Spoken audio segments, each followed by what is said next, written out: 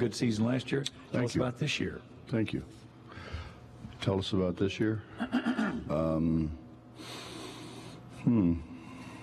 Well, we lost two very good quality seniors, and Juwan Staten had a terrific career for us, and I think the big thing that we'll miss is the ball security that those guys provided for us.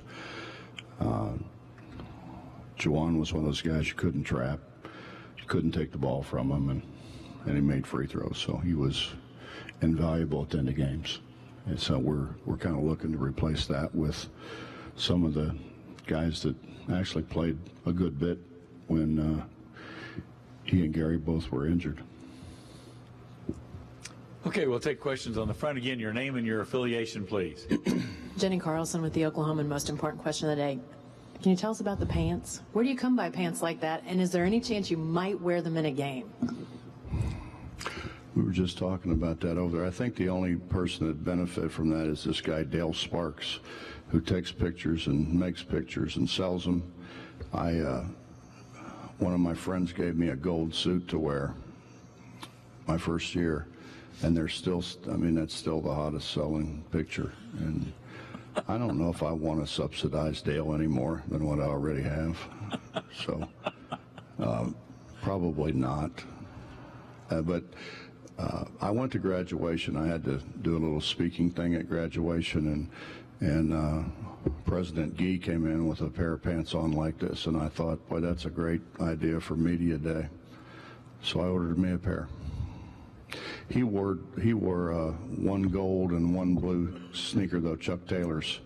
I didn't go quite that far, but I don't have the bow tie either. He had the bow tie on as well. He kind of sets the trends for fashion in our state.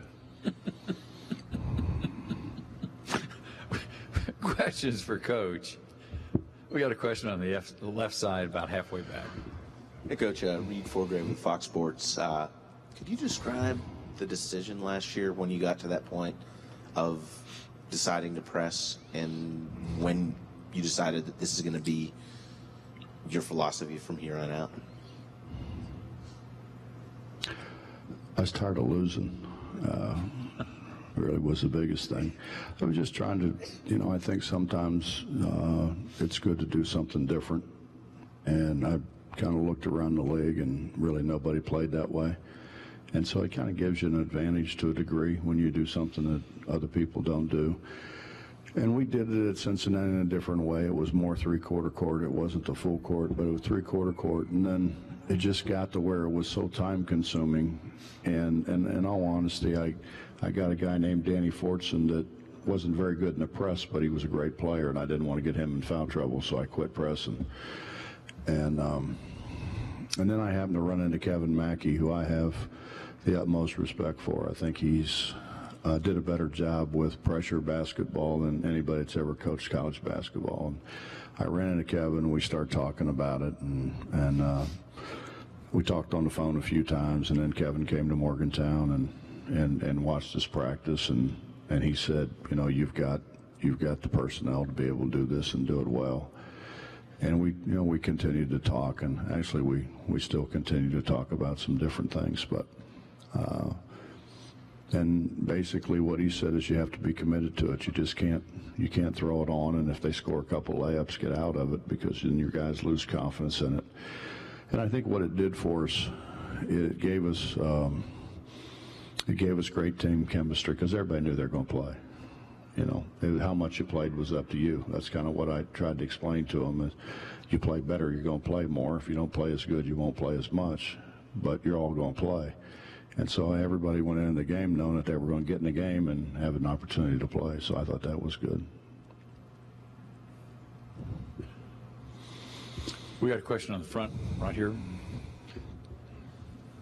Chris Duderstadt with the Pittsburgh Tribune Review. Just describe the versatility that Ahmad brings to the lineup this year. Well, we're trying to, we're trying to get him up to speed as best we possibly can. He's a talented guy. I think he's a guy who can bounce it at 6 foot, whatever he is, 7, 6'8". He's a guy who passes it well. The speed of the game, I think, is affecting him right now. But, I mean, it's just a matter of him kind of getting used to it. But because he does pass it, he sees the floor really well. You know, he can make shots, obviously. He's a very good rebounder. You know, when we went to the Bahamas and it wasn't certainly like playing in this league, but we did play 3 games there, and he was our second leading scorer, second leading rebounder. And he's one of those guys who just knows how to play. I think that's the first thing that I noticed when I watched him, and I think the more I watched him, the more I realized this guy has a great aptitude to understand basketball. I think that's his biggest attribute. It's kind of like what Deshaun Butler was, you know, for us in terms of understanding the game, understanding what's supposed to happen. Further questions for Coach? We got a question on the left-hand side. Aaron Swartz with Sprint Center here in Kansas City. The new rule change, closely guarded, for a team and for a coach you like to see your guards guard. How does that change your mentality on defense, especially into game? I don't know. I've been back and forth with it in my head here since the rule changes came out. I don't know. We're going to scrimmage here in a couple weeks, and we got a scrimmage with Temple and see how much it's changed. You know, how we have to play. I'd like to sit here and give you a very intelligent answer, but obviously I can't. So I don't know. I think we're going to continue to try to do what we do. We may have to make a modification or two, but I'm not sure. I don't think 5 seconds makes any difference, if that helps. I mean, I think there's a idea out there by a lot of coaches that maybe you do soft pressure to burn some clock. And so, but I think at the end of the day, what's going to end up is everybody's going to run a quick hitter into a ball screen anyways. And that's what everybody did against us for the last 30 years, because we tried to not let people run offense. So we ended up guarding ball screens or spreads, and that's what's going to happen. But I don't think that changes much. It just probably be more bad shots taken, maybe. But other than that, I don't think there's much difference. Further questions for Coach? We got time for about one more question. Got a question about halfway back? Mike Casazza from the Charleston Gazette-Mail. Good morning, Bob. Good morning, Mike. Your point guard situation, you had it pretty good with Jawan and Gary last year. Is it strictly Javon and Tariq now? Could it include Dax and Jayshawn, or do you foresee maybe passing the ball up and using as many players as you can to get it where you want? There's not a lot of absolutes, but absolutely Jayshawn will not be in the equation.